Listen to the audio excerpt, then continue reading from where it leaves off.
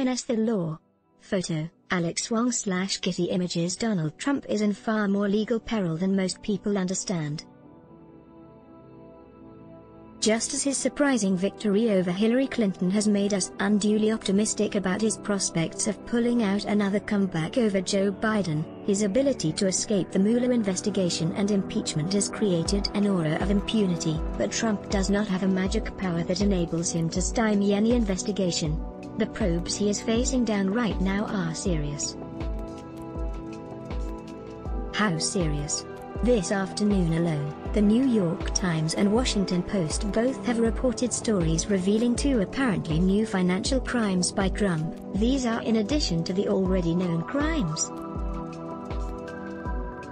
The Times story, mining its acquisition of the president's tax returns, focuses on a $21 million payment he received during the 2016 campaign. The funds came at a time when Trump was draining his savings to self-fund his campaign and seemed to be in need of money. The $21 million came from Trump Las Vegas Sales and Marketing, a firm co-owned by Trump and his friend and political support Phil Ruffin, and which had little previous income, no clear business purpose and no employees. The reporters do not have quite enough information from the tax returns to prove a crime, but the circumstances seem difficult to explain legally. Unless the payments were for actual business expenses, tax lawyer Daniel Shaviro tells The Times, claiming a tax deduction for them would be illegal. And if the money was used to fund Trump's campaign, which seems likely based on the timing, it would also constitute an illegal campaign donation. Trevor Potter, former chairman of the Federal Election Commission, believes the payments show evidence of Trump accepting an illegal campaign donation. The Times does not have any reporting as to whether this payment is the subject of an ongoing investigation, but prosecutors are examining his financial information, and the chances that this deal reveals some criminal activity seem reasonably high. The Post account is even worse. It covers a conservation easement Trump claimed on his Seven Springs estate north of New York City. Trump's purchase of the property has already been reported as a potentially fraudulent tax deduction. He wrote off its cost as a business expense, but has reportedly used it as a vacation home, and the Trump Organization's own website describes it as a retreat for the Trump family. The new revelation concerns another tax deduction involving the property. Trump claimed a $21 million tax break for leaving the woodlands surrounding the mansion undeveloped. The way a conservation easement works is that a person gives up the right to build something in order to preserve its natural beauty, and then gets to treat the value of the forfeited building as a charitable donation, which comes off their taxes. Conservation easements are rife with fraud, and this one appears especially shady. Trump told the IRS he surrendered the chance to build 24 mansions on the land.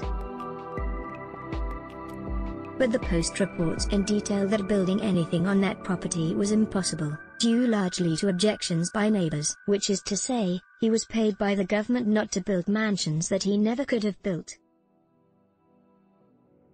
The Seven Springs tax deduction is already the subject of an investigation by New York State Attorney General Letitia James. In his appearance today on Rush Limbaugh, where the president took time away from his regimen of Fox News to spend 2 hours talking with a completely different conservative broadcaster, Trump depicted the New York investigations as merely the latest witch hunt. I had to beat off the phony Mueller report. I had to beat off all this stuff. I had to beat off impeachment. I had to beat off Congress. Everything else, they then sent it to New York, which is all political. Have to beat that off. Trump is going to have a lot on his hands. Trump continues to pity himself over the Mueller investigation and his impeachment. I had to beat off the phony Mueller report. I had to beat off all this stuff. I had to beat off impeachment. I had to beat off Congress. Everything else. They don't stop. pic.twitter.com/K8ye9org5, The American Independent, at Independent, October 9, 2020. Trump did beat off, actually, let's just say, defeated, impeachment because the jury was Republican senators, who are accountable to his cult.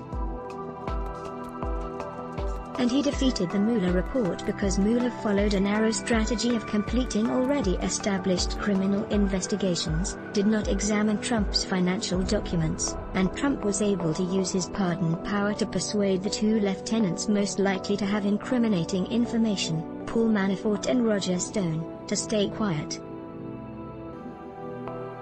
None of these advantages pertain to his criminal exposure now.